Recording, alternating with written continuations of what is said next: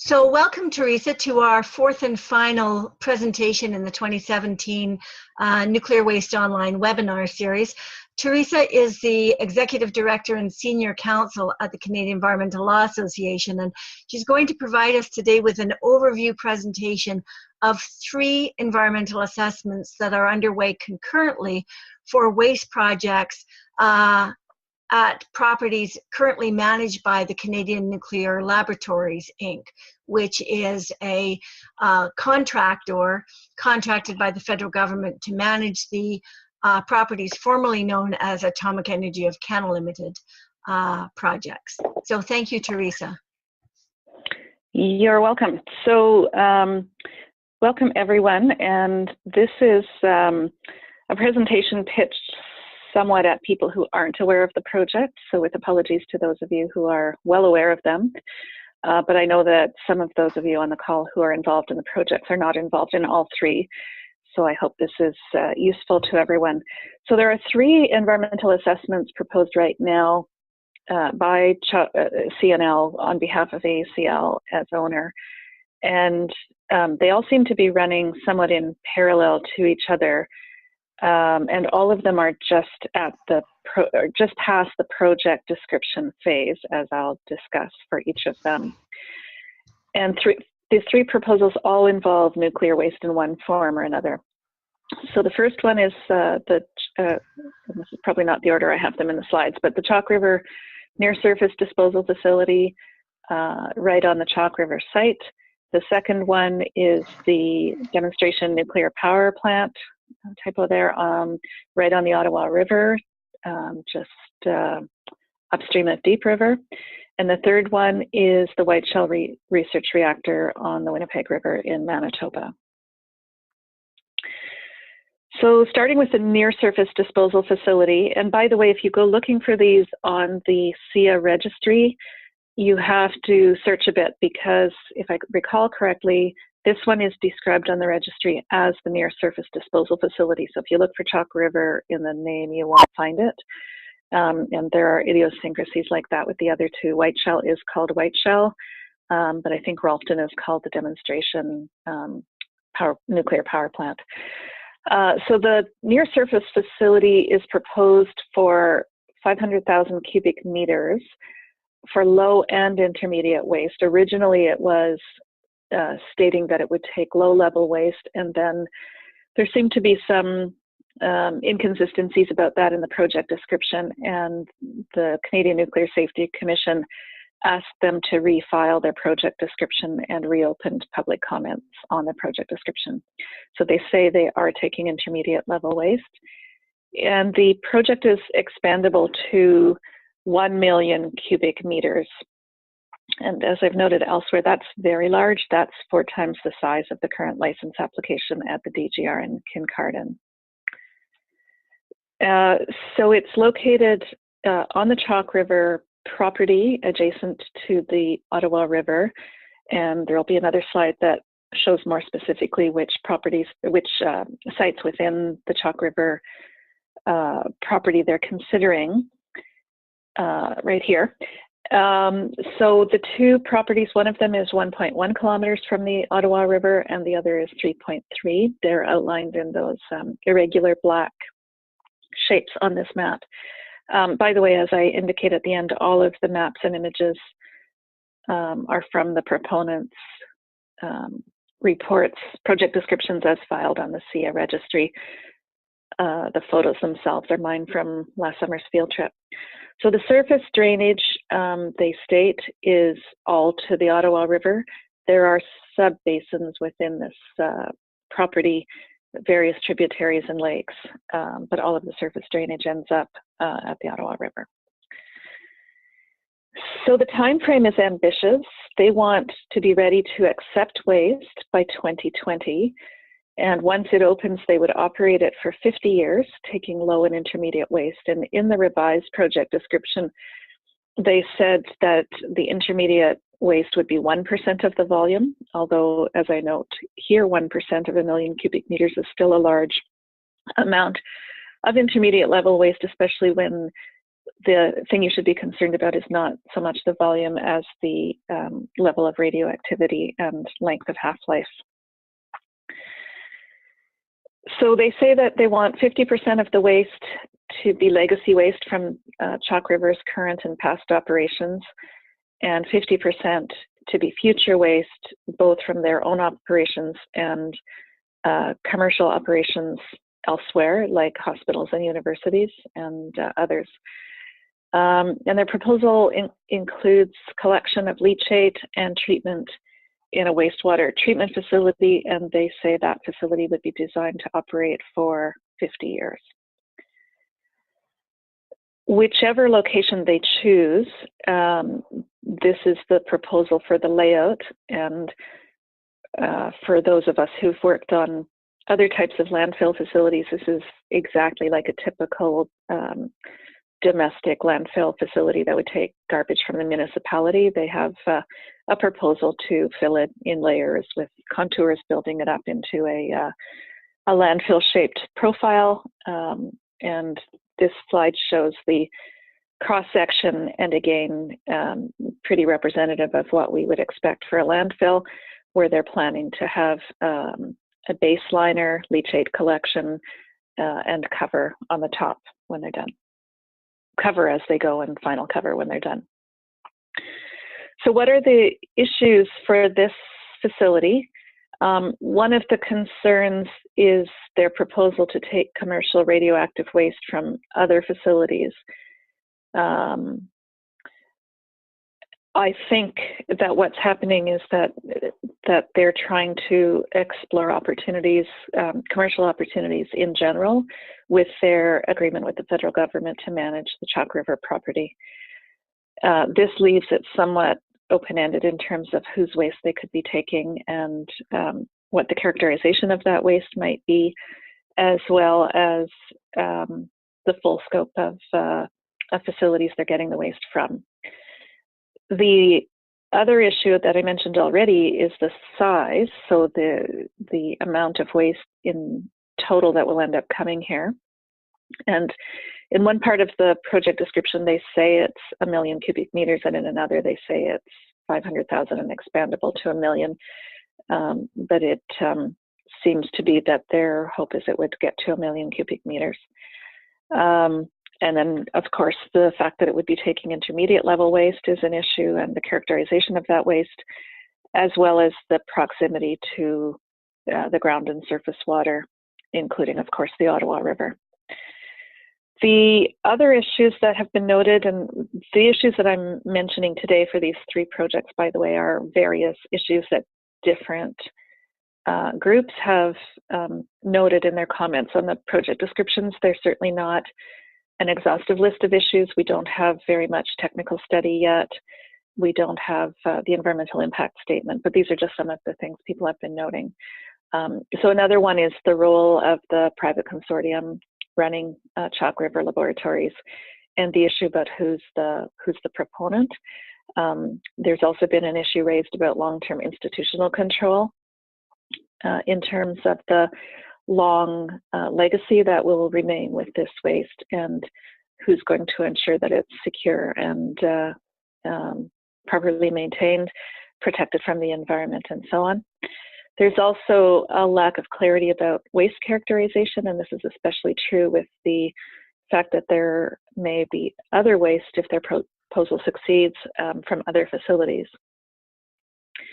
It's been noted that it's in an active seismic zone in the Ottawa Valley, and there's the issue of transportation to the site of waste coming from other facilities and what issues might be related to that activity. And finally, but not exhaustively, what will be the capabilities of the proposed wastewater treatment facility in terms of treating the leachate, particularly vis-a-vis radionuclides. So when is it the EA proceeding? There is an administrative agreement that's been posted on the SIA registry between Chalk River Laboratories and the CNSC, but even though that was just revised and updated on the site, it was already out of date when it was posted on the site late in the year. It had anticipated a draft EIS in the fall. As far as I know, nothing's out yet on that. The reason for the discrepancy in the schedule is likely due to, as I mentioned, the fact that CNSC had asked CNL to provide more information on their project description and did seek additional public comment on that, and that comment period has already closed. And they schedule anticipates a hearing by January 2018, but I'm wondering how likely that is if we don't yet have a draft EIS and everything else that will follow from that. So I'm turning now to the Whiteshell proposal, which is a completely different proposal. So first of all, where it is in Manitoba near Pinawa and Lac-du-Bonnet, well, I shouldn't say north, but eastern Manitoba, right near the Whiteshell Provincial Park. So 100 kilometers northeast of Winnipeg, right on the Winnipeg River, which does flow toward Lake Winnipeg and Lake Manitoba. It was established and turned on in 1965 as a research reactor and shut down in 1985. Now it already has an EA that's been approved. There was a comprehensive study report under the previous version of SIA, and it was approved in 2002, and it would have entailed decommissioning with a complete removal of the facility. Some of the waste would have remained in interim storage on site pending a long-term solution, and other waste under that approval was to go to off-site facilities. So CNL is operating Whiteshell on behalf of AUCL, and they are now providing a new proposal, thus a new EA. And in the new proposal, the reactor would remain in place right where it is in perpetuity, and they're calling this in situ decommissioning. What they're proposing is that if there's any radioactively contaminated material above grade, it would be rubbled and placed. Can you still hear me, Brené? Yes, we can. Go ahead. Okay. It would be rubbled and placed in the below grade facility, which is 5 stories deep. And there it would be grouted and cemented, encasing both the radioactive and the non-radioactive materials. And then a cover would be constructed over the whole facility, and it would stay there. And that is their proposal for a permanent solution for decommissioning the Whiteshell research reactor. So this EA is about the changes to the previously approved comprehensive study report. Other aspects of the already approved EA that aren't changing are not within this EA. So for example, they do have low-level waste in trenches on the facility already, and they're staying there. They estimate those will decay over 200 years. And there is presently what they call low-level contamination of sediments in the Winnipeg River on the edge of the facility property. And they had proposed in the earlier EA to leave that alone, and so they're not proposing a change to that either in this EA.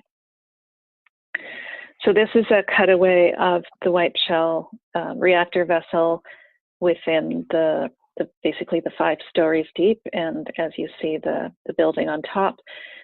So their proposal is to have everything at grade, either be removed if it's not contaminated, or basically torn apart and thrown into the basement of the facility with the vessel. And there's another similar picture to this in the project description, which has the system components as well, which are another source of radioactivity in the project. So the current status is that the fuel was removed after it closed in '85 and is in storage on site. The heavy water was transferred to the Chalk River site in eastern Ontario for storage. And so the current radioactive hazard consists of the, not counting the low-level waste and the sediment and other things like that that are already there, consists of the reactor vessel, its systems, and its components. And they stated that the radioactivity quantity remaining is 1.3 times 10 to the 15 becquerels. Sorry, that's just the reactor vessel, because then they have systems and equipment not quantified in the project description that I noticed, but with the types of radionuclides specified. And they outline what types of radionuclides are in both the vessel and the systems, with things like nickel 63 and cobalt 60, iron 55, carbon 14, and then the systems and equipment also cesium, strontium, American, hydrogen, rubidium, if I'm saying that right, and selenium. And that was the subject of one of the comments on the project description. So there was a group of retired scientists from the plant who authored letters on some of these proposals, led by, or at least the first signature was Dr. Baumgartner. And so they note that the inventory that's outlined in the project is a decades-old inventory from modeling, not resulting from empirical testing. And they also note that the project description outlined this list of radionuclides, but didn't indicate the safety significance of these radionuclides, and it should. So why are they changing the proposal? The rationale, as far as I could find, is basically this idea that there's a, quote, new approach of in situ decommissioning, which we'll see is also the exact proposal in Rolphton. And they outline advantages such as reduced exposure to workers, reduced transportation costs, eliminating the nuclear liability from interim storage, promptly reducing Canada's long-term nuclear waste legacy, and keeping effects on humans and the environment within acceptable levels. I think they were in that order in the rationale. And the fact that they would return the facility at the end to ACL for long-term institutional control was mentioned, but not further described. So for this one, for the schedule, they hope to be preparing it in 2019, 2021, and then grouting by 2021, capping it by 2022, 23, and site restoration in that time frame, and then turning it over for institutional control to ACL in 2024. So this is also a very, very ambitious timeline for a project like this. So what are the issues related to the Whiteshell 1? There's a bit of noise on the line. So, one is that, of course, it's situated immediately adjacent to the Winnipeg River. There has been, at least in the project description, no characterization of the pathways and potential emissions of radionuclides from the facility to the river. The project description states that that's possible and that it will be assessed in the EA. When Brene and I and others attended a site tour at Chalk River and the Rolphton facility in the summer, I asked about that, and they confirmed that they hadn't characterized the radionuclides yet, but would be doing so. There also, David Taylor from Winnipeg has written a number of articles and follows this facility quite closely. He's written some articles in the Winnipeg Free Press and elsewhere. And he notes that there was a very serious accident at the reactor in 1978. There hasn't been much disclosure about it, and the implications for the levels of contamination remaining in the facility have not been described in this project description. Another issue is that it's an unproven novel approach to long-term management of nuclear waste. That is, there are many, many uncertainties noted by various of the commenters around the ability of grouting and cement to withstand environmental conditions, to last for a long time, to prevent radionuclides from being released to the environment, and a whole host of issues from breaching of the cover, leaching, failure of the cement, and so on. And then some of the commenters note that this would set a poor precedent for how to deal with decommissioning reactors, given that we're in a context now where we're about to see either, well, we've already seen Gentil to shut down, and 2 of the Pickering reactors. We're about to see the additional Pickering reactors shut down shortly, and at last count, within a reasonably short number of years, we'll have 9 reactors shut down in Canada that were in commercial operation. And this proposal, along with Rolphton, which we'll look at next, is being proposed in a manner that doesn't take very seriously the necessity to properly decommission and protect the environment and biota from this hazard. Similarly, the same group of scientists in their letter had also written that, actually they wrote a supplementary letter, that the intermediate level wastes have half-lives of tens to hundreds of thousands of years, and also that the project is in unconsolidated sedimentary formations next to the Winnipeg River, so they expressed doubt that an acceptable safety case could be provided. They filed the same letter in more than one project, so they made the same comment about near surface. So what's the status? They issued the project description and solicited comments from the public, so that's been concluded. They also issued a call for participant funding applications, which have already been received and decided. As far as I know, there's been no decision on the project description that they asked for comment on, and an environmental impact statement is pending. So the next step will be an issuance of an environmental impact statement by CNL. The schedule is currently unknown. The last we checked with the administrator or the secretariat at the CNSC, they indicated that an administrative agreement between CNL and the regulator is under development. So now I'm turning to the third of this trilogy. This is the Rolphton nuclear demonstration reactor. And there's a historic plaque on Highway 17 because it was Canada's first commercial nuclear demonstration reactor. There are also lovely historic pictures and signs, and a picture of everybody crowded into the operating room the day they turned it on. And what it was demonstrating was the use of online fueling, which is one of the things the CANDU is noted for, and the use of heavy water moderator. And of course, this became the CANDU technology. So it started to operate 55 years ago, and continued operations until 1987. So this one is located right on the Ottawa River, just like the facility at Whiteshell.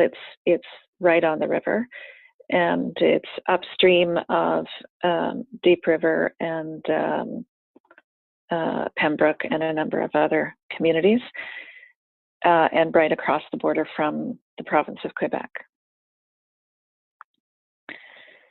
This is the building when it was operating, so the fuel has been removed and the heavy water has been removed, but like the Whiteshell reactor, this one is also 5 stories deep into the ground, and the top building would be rubblized and pushed into the bottom. So it's exactly, for all intents and purposes, at least for today, the same proposal as at Whiteshell. they plan to grout all of the radioactive materials and encase it in grout and cement. They say in this one that it would be grouted to the extent practicable, and then that would be the permanent state of the facility once it's decommissioned.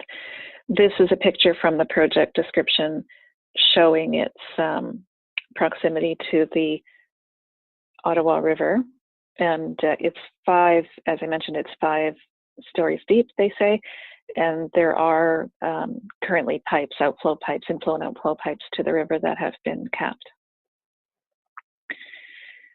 This shows its location in an aerial overview, and none of these diagrams, by the way, are to scale anymore because I cut and pasted them from the project description into my PowerPoint slide and stretched them to fit. So if you need to get a ruler out, you'll have to go back to the SITU registry and look at the proper diagrams.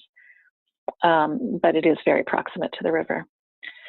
So the status at the moment, again, the spent fuel and the heavy water are at another CNL location. I would assume that's down the road at the Chalk River main campus. Again, they talk about a magnitude of 10 to the 15 becquerels of radioactivity, although they say that it would now be 10 to the 13 becquerels. I presume that the same comment that the scientists made, the retired scientists made, would apply here, that this probably comes from monitoring. And the dominant radionuclides are listed and are very much the same list as were at the Whiteshell facility. So they have a similar list of objectives and reasons in terms of why they want to pursue this method of decommissioning. They're talking about the potential for rapid reduction of interim and long-term nuclear liabilities to the federal government, reduced transportation and waste handling risks, reduced costs to the taxpayer, reduced risks for workers. There's only one disadvantage that they noted in their list of advantages and disadvantages, and that is the necessity of long-term monitoring. And by that I mean, I presume they mean because monitoring would have to continue for a very, very long time. It's a disadvantage. They don't describe the novelty of the approach as a disadvantage. They don't describe the uncertainties related to the ability to contain the hazard with grouting and cement as a disadvantage. And they cite the lack of options for disposal of nuclear waste in Canada as a rationale, as a positive rationale for the project. In other words, we haven't found a solution yet, so that makes this one a good one. The schedule proposed here is